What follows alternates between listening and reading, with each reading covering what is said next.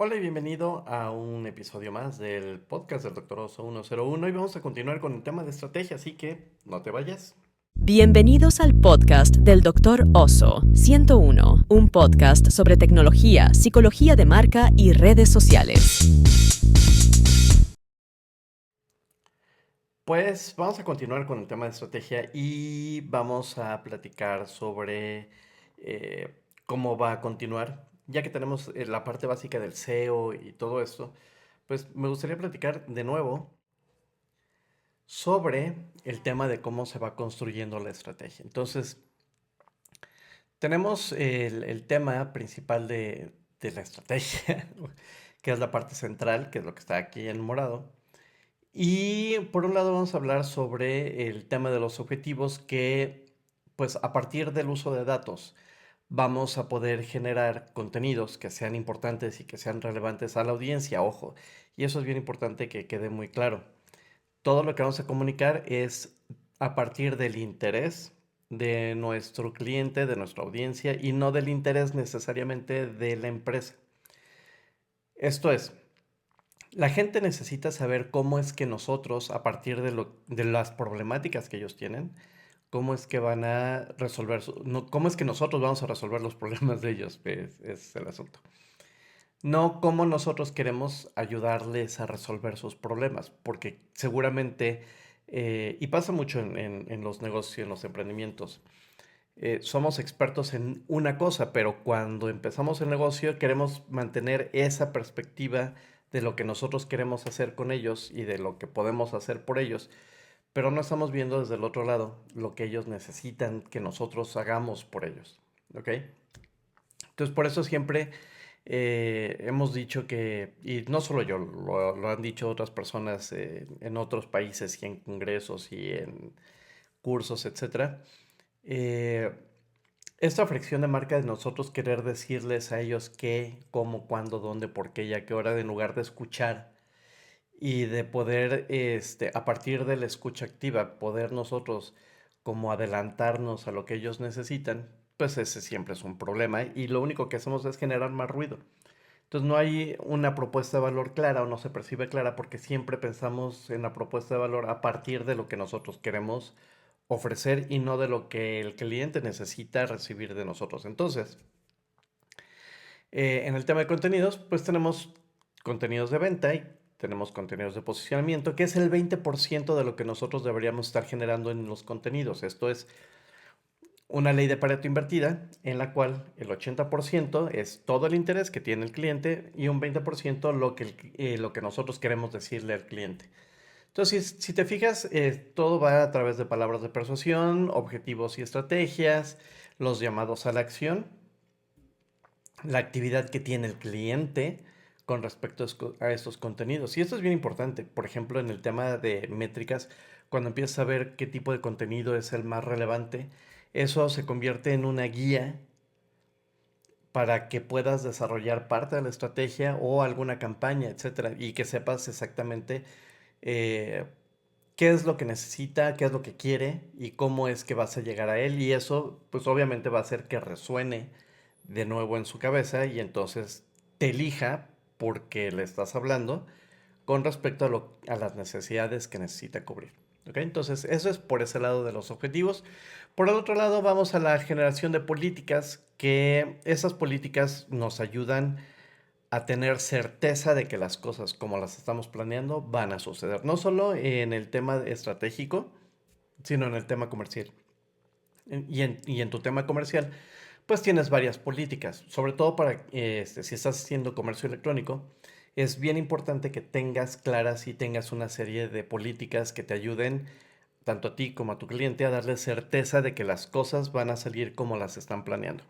Y entonces, por ejemplo, vamos a la política de manejo de crisis, donde, que esta es la última que toman en cuenta muchos de los emprendimientos, donde se esperan a tener una crisis para saber cómo resolverla. Yo normalmente trabajo a partir de las crisis, de lo que podría generar una crisis, para saber dónde no meterme y poder tener una campaña, una estrategia lista en la que pueda yo defenderme o pueda yo solucionar los problemas que que se generan a partir de una mala comunicación.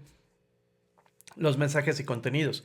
Por ejemplo, que sepa la empresa de marketing digital o que sepa la estrategia digital, etcétera. Que sepan qué tipo de mensaje es el que nosotros en la empresa utilizamos, qué tipo de comunicación, qué tipo de voz y tono de marca estamos utilizando y que todo salga a partir de justamente de todo esto. Comunicación interna, qué sí se puede, qué no se puede, cómo se puede hacer, cómo se resuelven los problemas, etcétera. Todas ese tipo, y aquí nada más puse 3 tipos de políticas, pero tienes muchísimas políticas más, por ejemplo, de comercio, si tienes un plan o un programa de afiliados, políticas de devolución, políticas de envío, etcétera. Toda esta serie de políticas son las que les van a dar certeza a todos. Y luego ya vamos hacia la parte de abajo. En el tema de estrategia, sobre todo cuando estamos empezando, pues lo primero que tenemos que hacer es posicionar y generar visibilidad. Eso es el primer mes, y casi podría decir yo que en los primeros 2 o 3 meses se trata de esto, de hacer posicionamiento y de hacer visibilidad. Yo no recomiendo, por lo menos en el primer mes, hacer una campaña de anuncios por más urgencia que tengamos. Porque al final del día vamos a hablarle a gente que nosotros en realidad, por un lado estamos pensando que le podemos hablar, pero por otro lado casi seguro es que no llegamos completamente a toda esta audiencia a la que queremos hablarle. Entonces, primero tenemos que analizar qué es, con qué reacciona la gente, qué es lo que hace, avisarles a todos que estamos ahí. Y ojo con esa parte. Muchas veces me ha sucedido que de pronto me dicen, es que ya tenemos las redes y tenemos todo. Y vas a ver las redes sociales y sí, efectivamente, ahí está la red social con el nombre de la empresa, pero cero contenido. Y entonces en este tema del cero contenido, pues siempre pongo esta analogía de que pones un restaurante e invitas a todos tus amigos a que vayan. Y entonces cuando llegan todos tus amigos, pues ven en obra negra el restaurante.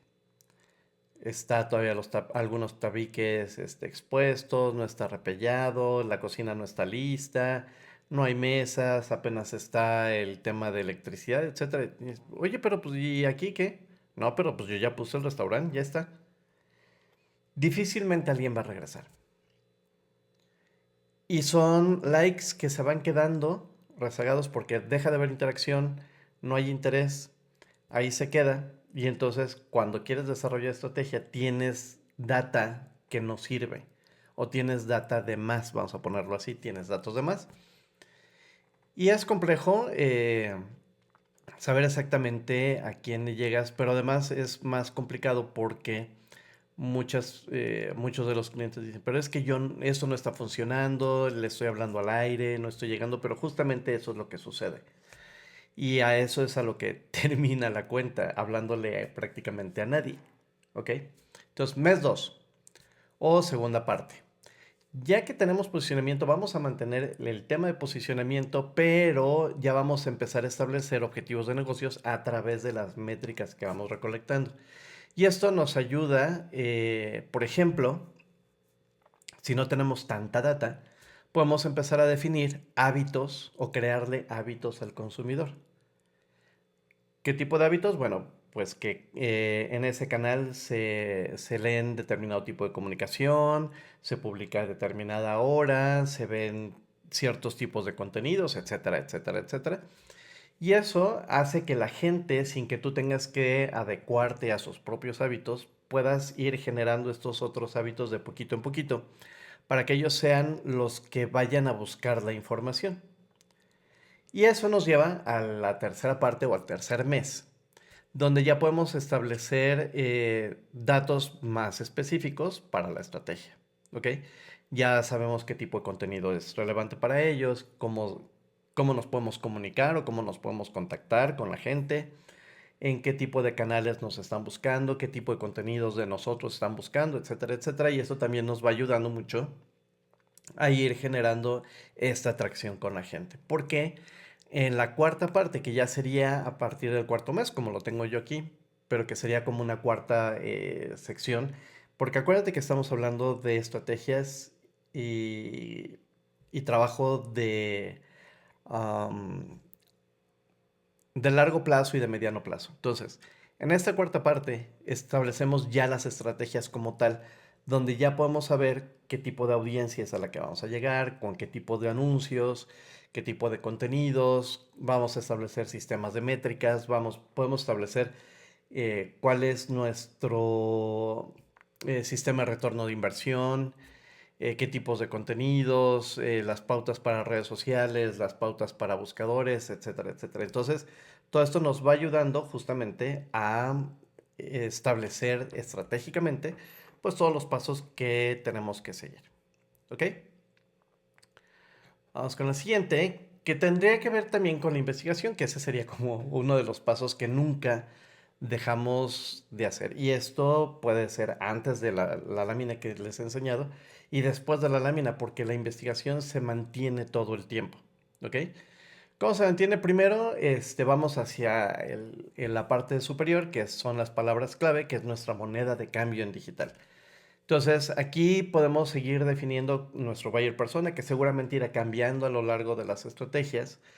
Eh, Podemos buscar qué tipo de influencers, podemos buscar, si vamos a hacer una campaña de influencers, que sea lo más parecido a lo que piensa la gente que es nuestro cliente.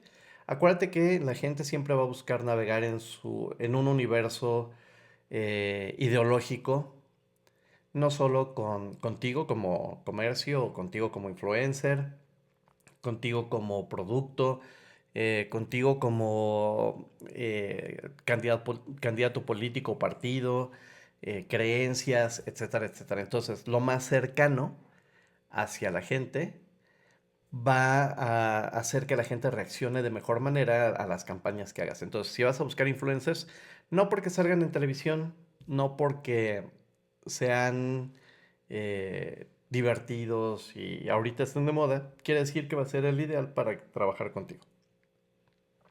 Seguimos en el tema de contenido a través de las palabras clave, a través de la relevancia, la pertenencia y la autoridad, la arquitectura de contenido, donde están los botones, las palabras o momentos en el tema de crisis, políticas de respuesta, cómo se responde, con qué, etcétera. Y la idea no es esperar a que te llegue la crisis, sino salir a buscar de manera activa dónde pudiera haber una crisis, dónde quizás se estén quejando de ti.